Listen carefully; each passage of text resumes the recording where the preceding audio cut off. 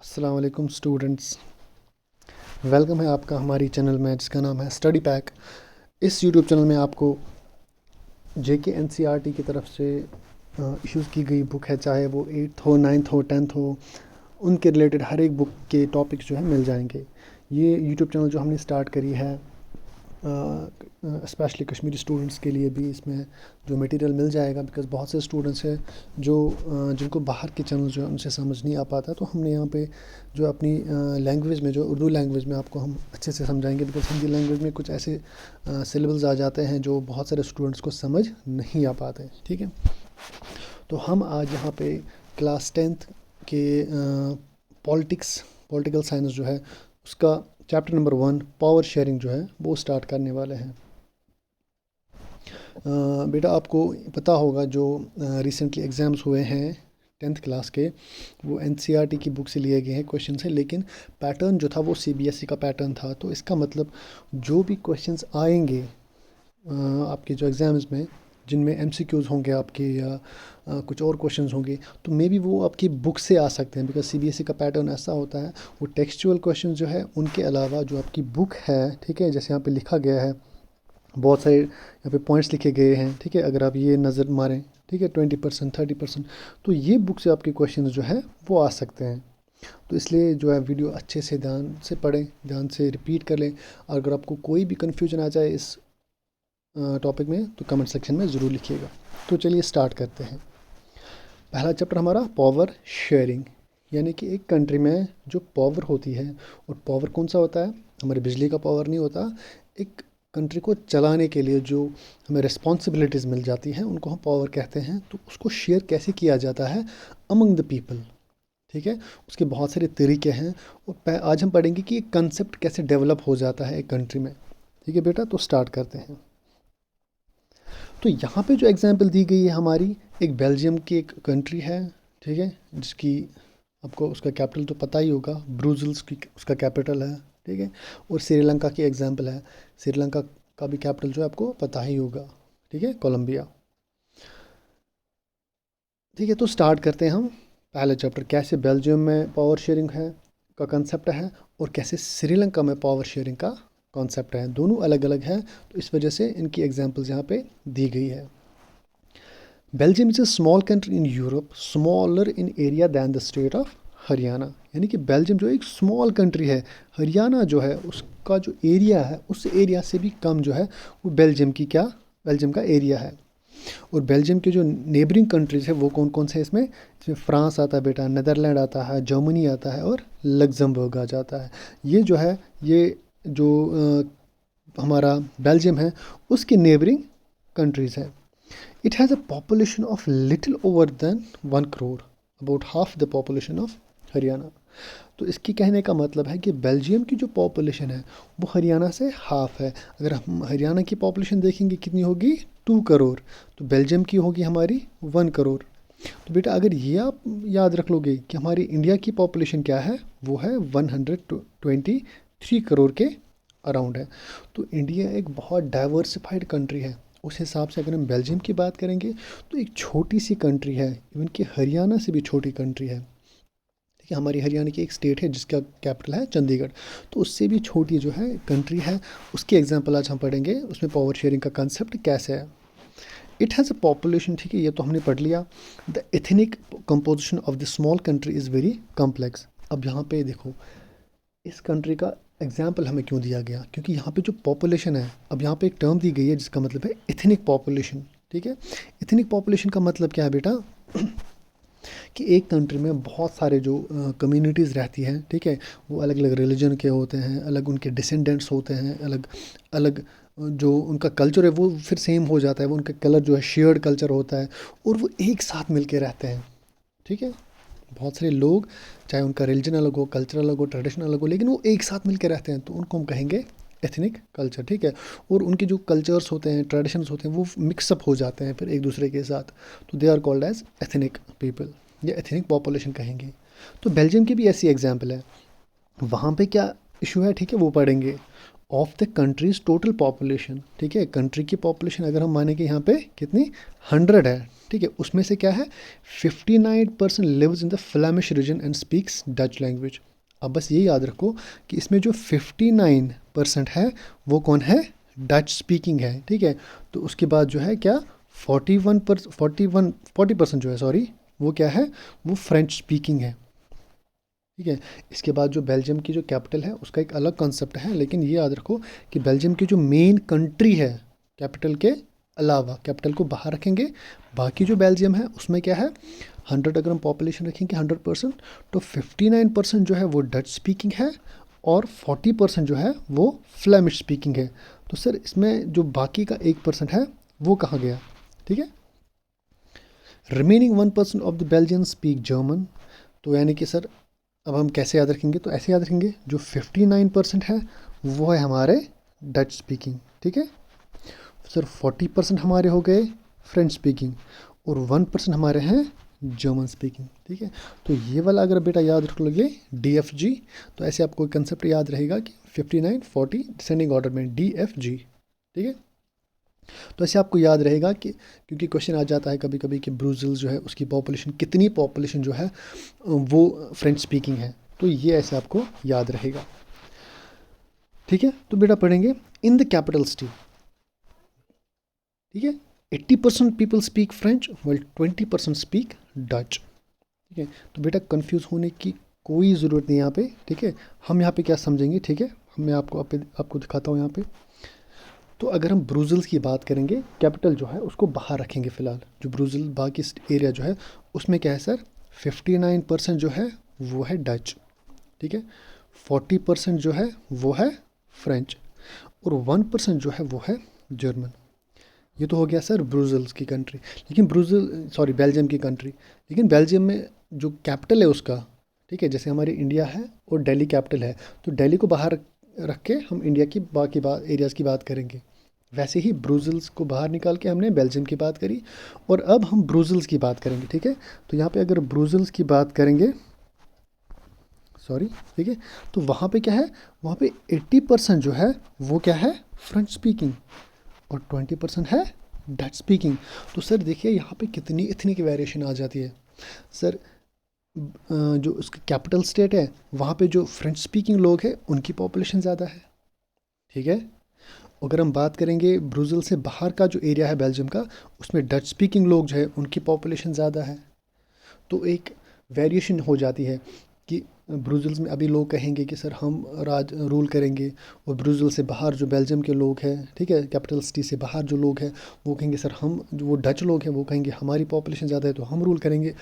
तो एक conflict start हो जाता है कंट्री में। तो उस कंट्री में लोग कैसे इस कन्फ्लिक्ट को मैनेज करते हैं, ठीक है, वो हम आगे पढ़ेंगे, ठीक है बेटा। तो ये आपको जो यहाँ पे टर्म्स दी गई हैं ये आप लोग प्लीज़ याद कर लें, ठीक है। तो चलते हैं आगे। The minority French speaking community was relatively rich and powerful. Brussels की बात नहीं कर रहे हैं, हम बेल्जियम की बात कर रहे हैं, ठीक है। ब्रूज़िल्स की जो वो बाद में हम पढ़ेंगे। तो ब्रूज़िल्स में जो 40% थे, कौन से लोग, फ्रेंच पीपल, वो थोड़े पावरफुल थे और रिच थे, किनसे, डच स्पीकिंग से। This was resented by the Dutch speaking community who got the benefit of economic development and education much later. तो जब इकोनॉमी जो है वो ज़्यादा हाथ में किन के थी, फ्रेंच स्पीकिंग के, हालांकि उनकी जो परसेंटेज थी वो सिर्फ 40% ही थी, लेकिन डच स्पीकिंग जो थे वो उनसे क्या थोड़े पीछे थे। This led to tensions between the Dutch speaking and French speaking communities during the 1915 and 16। तो यही इकोनॉमिक डेवलपमेंट जो है डिफरेंस होने की वजह से वहाँ पे कन्फ्लिक्ट स्टार्ट हो गई between Dutch speaking and French speaking. The tension between the two communities was more acute in Brussels. Sir यहाँ पे तो 59 और 40% था बेल्जियम में, तो उतनी डिफरेंस नहीं थी पॉपुलेशन में। लेकिन सर ब्रूज़िल्स जो कैपिटल सिटी है वहाँ पे तो बहुत सारी कन्फ्लिक्ट स्टार्ट हो गए, ठीक है। और वहाँ पे कन्फ्लिक्ट स्टार्ट क्यों हो गए, क्योंकि 80% जो थे वो फ्रेंच थे और 20% थे कौन, डच स्पीकिंग पीपल। तो बहुत गैप थी लोगों में, बहुत पॉपुलेशन की गैप थी, बहुत इकोनॉमिकली वहाँ पे बहुत बड़ी गैप थी। तो इस वजह से ब्रूज़िल्स में जो बहुत सारा कन्फ्यूजन स्टार्ट हो गया था। ब्रूज़िल्स प्रेजेंटेड अ स्पेशल प्रॉब्लम। ठीक है। The Dutch speaking people constituted a majority in the country but a minority in the capital. ठीक है, जैसे आपको अभी समझ आया कि बेल्जियम में डच स्पीकिंग लोग जो थे वो थे मेजॉरिटी में, लेकिन वही ब्रुसेल्स में उनकी माइनॉरिटी बेचारों की थी, सिर्फ 20% थी। तो अब किसकी हुकूमत आ जाती वो हम आगे पढ़ेंगे इसमें। Let's compare this situation of another country. Sir ये तो अभी हमने पढ़ा था डच स्पीकिंग में, हमने बेल्जियम का पढ़ा था कि बेल्जियम में सर क्या हुआ था। ठीक है, फिर से थोड़ा रिपीट करते हैं कि बेल्जियम कंट्री में 59% थे, मेजॉरिटी थी डच की, लेकिन डच की जो पॉपुलेशन थी ब्रुसेल्स में वो थी क्या, माइनॉरिटी पे। ठीक है, तो एक कन्फ्यूजन सा क्रिएट हो गया था। तो श्रीलंका की यहाँ पे एग्जांपल दी गई है। ठीक है, Sri Lanka is an island nation. आप लोगों को पता होगा, जियोग्राफी में पढ़ा होगा अपने 9th में 8th में कि आइलैंड क्या होता है। एक ऐसा पीस ऑफ लैंड, ठीक है, जो सराउंडेड हो 4 साइड से, किससे, पानी से, जैसे कि श्रीलंका है हमारा। हमारे इंडिया के श्रीलंका तो हमारा नेबरिंग कंट्री है, लेकिन इंडिया के अपने 2 आइलैंड से, जैसे हमारा बी ऑफ बंगाल में है लक्षद्वीप, और हमारे अरेबियन सी में है अंडमान एंड निकोबार आइलैंड्स। ठीक है, सॉरी, हमारे जो बे ऑफ बंगाल में है वो है अंडमान एंड निकोबार आइलैंड, और लक्षद्वीप पे हमारे अरेबियन सी में। ठीक है बेटा, तो just a few kilometres off the southern coast of Tamil Nadu, it has 2 crore population, about same as in Haryana. तो अब हम बेल्जियम से एक थोड़ी सी बड़ी कंट्री का नाम लेंगे जिसका नाम है श्रीलंका। इसकी पॉपुलेशन जो है वो बराबर है, किसके बराबर, हमारे जो एक स्टेट है हरियाणा उसके बराबर है। Like in other nations in the South East Asia region, Sri Lanka has a diverse population. ठीक है, अब श्रीलंका में भी क्या हो गया सर, यहाँ पे भी पॉपुलेशन डाइवर्स है, जैसे बेल्जियम में था, यहाँ पे भी पॉपुलेशन अलग है।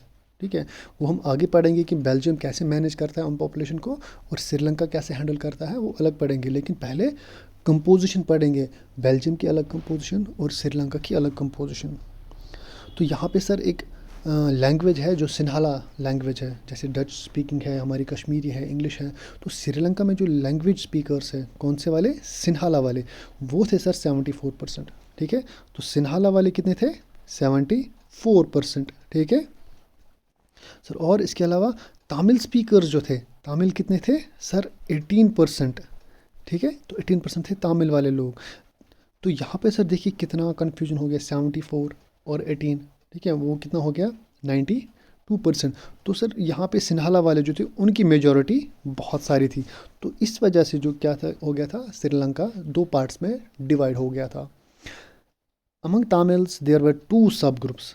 तमिल स्पीकर्स जो 18% के थे, उसमें भी थोड़े थोड़े 2 डिविजन्स हो गए थे। Tamil natives of the country are called Sri Lankan Tamils, जो 13% के थे। The rest whose forefathers came from India as plantation workers during colonial period are called Indian Tamils. तो तमिल स्पीकिंग जो लोग थे उनमें भी सर 2 हिस्से हो गए थे। ठीक है, अगर हम ऐसे बात करेंगे, सीखे, श्रीलंका की बात करेंगे, तो यहाँ पे क्या था सर, यहाँ पे 74% जो थे वो थे सिन्हाला स्पीकिंग, और सर 18% जो थे वो थे तमिल। लेकिन तमिल में भी सर 2 डिवाइड हो गए थे, पहले श्रीलंकन तमिल्स, ठीक है, यानी कि जो यहाँ पे रहने आए थे, जो यहाँ पे जिनके 4 फादर्स पहले से यहाँ पे रह चुके थे, यानी कि अपने रहने वाले यहाँ के। ठीक है, और उसके अलावा सर क्या थे, इंडियन तमिल्स सर। तो इंडियन तमिल्स कौन थे, इंडियन तमिल्स वो वाले लोग जो जिनके 4 फादर्स इंडिया से आए थे यहाँ पे प्लांटेशन वर्क करने के लिए जूरिंग द ब्रिटिश रूल। ठीक है, या जूरिंग द ब्रिटिश रूल, जब यहाँ पे मोनार्कियल सिस्टम था उस टाइम पे लोगों को यहाँ पे लाया जाता था, ब्रिटिशर्स लाते थे ताकि उनके जो प्लांटेशन नीड्स है वो फुलफ़िल कर सके। तो वो यहाँ इंडिया से या बहुत सारी कंट्री से लोगों को लेके आते थे और यहाँ पे काम देते थे। तो कुछ लोग उनमें से यहीं पे रहने लगे, जिनको फिर नाम दिया गया Indian Tamils. As you can see from the map, Sri Lankan Tamils are concentrated in the north and east of the country. तो अगर हम मैप की बात करें यहाँ पे, ठीक है, ये हो गया हमारा मैप। तो यहाँ पे अगर देख लेंगे हम, इंडियन तमिल जो हमारा है वो ये वाला पोर्शन हो गया। ठीक है, और इसके अलावा, ठीक है, अगर मैप यहाँ पे चेंज कर लेंगे, ठीक है, एक तो हो गया ये वाला एरिया सर। ठीक है, और इसके अलावा हमारे ईस्ट वाले एरिया में, ठीक है, और ये वाले एरिया में थोड़ा सा हमारे हैं इंडियन तमिल। ठीक है बेटा, तो देखिए इंडियन तमिल जो उनकी पॉपुलेशन तो अच्छी खासी थी, लेकिन उसके बावजूद जो तमिल्स की ओवरऑल पॉपुलेशन थी वो हमारे श्रीलंका में बहुत ही कम थी। ठीक है, most of the Sinhala speaking people are Buddhists. जो सिन्हाला लोग थे जिनकी पॉपुलेशन 74% थी श्रीलंका में, वो बुद्धिज़्म रिलीजन से बिलोंग करते थे। वाइल मोस्ट ऑफ द तामिल्स, और तामिल्स जो थे उनका जो रिलीजन था वो क्या था, वो हिंदूज थे और कुछ मुसलमान लोग थे। There are about 7% Christians who are both Tamil and Sinhala. और कुछ ऐसे क्रिश्चियंस थे जो क्या 7% की पॉपुलेशन थी, और कुछ उनमें से तामिल स्पीकिंग भी थे और कुछ सिन्हाला स्पीकिंग के लोग भी थे। तो just imagine what could happen in situation like this, ठीक है। Belgium, the Dutch community could take over the advantage of its numeric majority and force its will on the French and German-speaking population. This would push the conflict among communities further. तो sir यहाँ पे इस paragraph का मतलब क्या है, तो आगे जाके हम पढ़ेंगे कि जो बेल्जियम है वो आगे जाके कैसे मैनेज कर लेता है, क्योंकि डच स्पीकिंग पीपल जो है उनकी मेजॉरिटी थी बेल्जियम में, लेकिन उन बेचारों की माइनॉरिटी थी कहाँ पे, ब्रुसेल्स में। उसके बरक्स अगर हम फ्रेंच लोगों की बात करें, सर फ्रेंच लोग जो थे वो बेल्जियम में सिर्फ 40% थे, लेकिन वो 80% थे कहाँ पे, उनकी पॉपुलेशन 80% थी कैपिटल सिटी में, ठीक है, ब्रुसेल्स में। तो वो कैसे मैनेज करते हैं। और श्रीलंका की बात अगर हम करेंगे, ठीक है, तो श्रीलंका में क्या था, वहाँ पे 74 पॉपुलेशन थे सिन्हाला स्पीकिंग लोग, और 18% थे तामिल लोग, और 7% थे कुछ क्रिश्चियन लोग। तो कैसे मैनेज होता है एक कंट्री में पावर शेयरिंग का सिस्टम, और कैसे तामिल हमारा श्रीलंका और कैसे बेल्जियम जो है वो इन दोनों सिचुएशंस को मैनेज कर लेता है, वो हम पढ़ेंगे हमारे नेक्स्ट वीडियो में, ठीक है, जिसका नाम होगा मेजॉरिटेरियनिज्म इन श्रीलंका। ठीक है बेटा, आपको अगर ये वीडियो अच्छा लगा हो तो इस वीडियो को लाइक और शेयर करना ना भूलें, और प्लीज़ इस चैनल को जो है सब्सक्राइब करें ताकि आगे आने वाले जो वीडियोस हैं उनकी नोटिफिकेशंस आपको सबसे पहले मिल जाए। ठीक है, तो मिलते हैं नेक्स्ट वीडियो में, तब तक अस्सलाम वालेकुम।